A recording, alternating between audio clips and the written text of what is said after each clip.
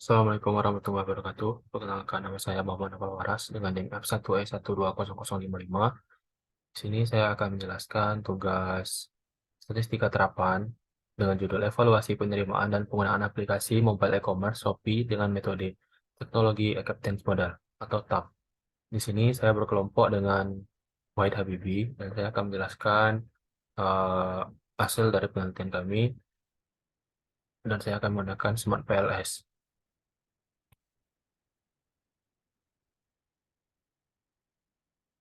Baiklah, pada bagian pertama yaitu terdapat populasi dan sampel. Pada bagian populasi dan sampel ini eh, yaitu mahasiswa Sistem Informasi Universitas Jambi kelas Statistika Terapan R002 dan data yang saya gunakan itu sebanyak 40 data. Kemudian pada bagian instrumen penelitian, di sini saya sudah terlanjur menggunakan 5 instrumen penelitian yang mana terdapat sangat penting, penting, netral, tidak penting, dan sangat tidak penting. Selanjutnya ada hipotesis yang terdiri dari 3 hipotesis. Hipotesis pertama yaitu kegunaan atau X1 berpengaruh terhadap kepuasan pengguna. Yang kedua, kemudahan penggunaan berpengaruh terhadap kepuasan pengguna. Yang ketiga, niat penggunaan yang berpengaruh terhadap kepuasan pengguna. Selanjutnya, akan saya lanjutkan pada Smart PLS.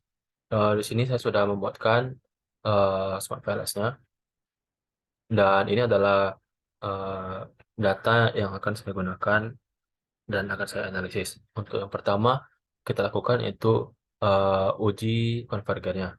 Yang akan kita lakukan pertama kali itu uh, mengkalkulatnya dan memilih PLS SEM algorithm.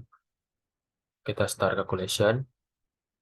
Dan di sini dapat kita lihat pada bagian outer loading. Kita lihat di bagian list.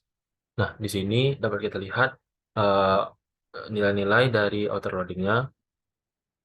Dan selanjutnya kita bandingkan dengan nilai dari construct reliability dan validity di bagian nilai AVE-nya. Dapat kita lihat di sini nilai AVE-nya yaitu 0,684, 0,8, 0,866, dan 0,851. Nah, seperti yang kita ketahui, eh, rentang nilai eh, yang dapat dikatakan valid yaitu di rentang 0,5 sampai 0,7. Apabila berada di bawah nilai 0,5, maka dapat dikatakan bahwa itu tidak valid. Selanjutnya akan kita eh, lanjutkan.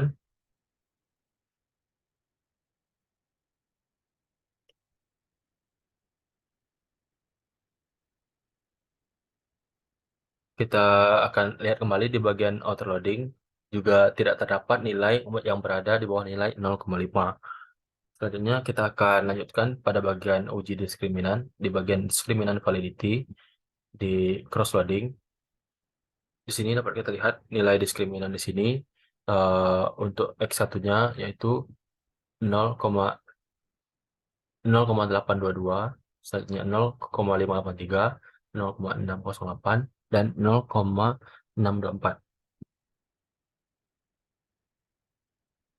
Dan untuk X1, nilai diskriminannya harus dipastikan bahwa nilainya itu lebih besar dibandingkan nilai-nilai yang lainnya.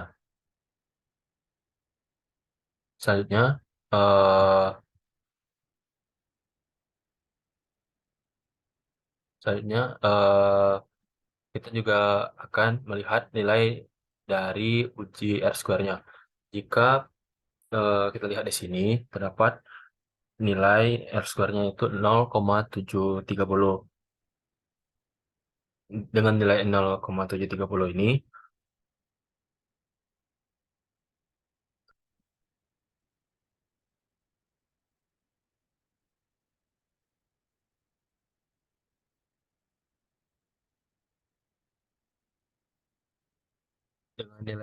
dengan nilai 0,730 ini dapat dipastikan bahwa dengan hasil analisis ini memiliki pengaruh yang kuat terhadap model untuk bagian kepuasan penggunanya.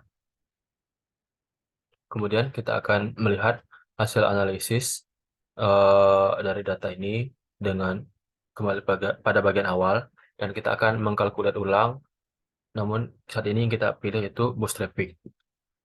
Nah, di sini juga sudah di-set bahwa nilai signifikan levelnya yaitu ada di nilai alfa yaitu 0,05. Kita lanjutkan dengan start calculation. Nah, setelah selesai, kita akan memilih pada bagian total effect.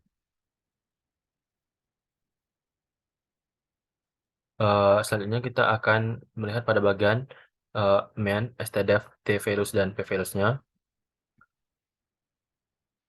Nah, di sini dapat kita lihat nilai p-values-nya yaitu 0,326, 0,113, dan 0,01. Sehingga dapat kita simpulkan berdasarkan nilai alfanya yaitu 0,05 apabila p-values-nya lebih kecil daripada 0,05, maka hipotesisnya diterima. Apabila p-values-nya akan diterima apabila nilainya berada di bawah nilai alfa yaitu 0,05, dan apabila p-values-nya berada di nilai yang lebih daripada nilai alfa atau lebih daripada 0,05, maka nilai uji hipotesisnya tidak diterima. Di sini dapat kita lihat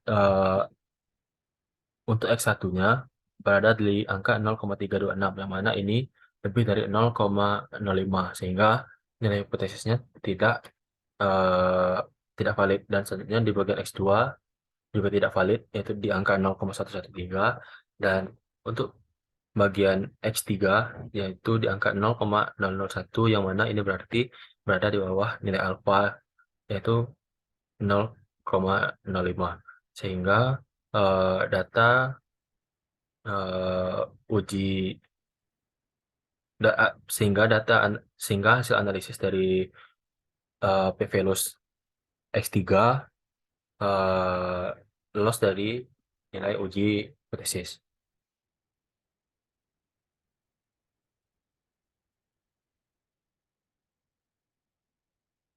Selanjutnya yaitu pada bagian kesimpulan.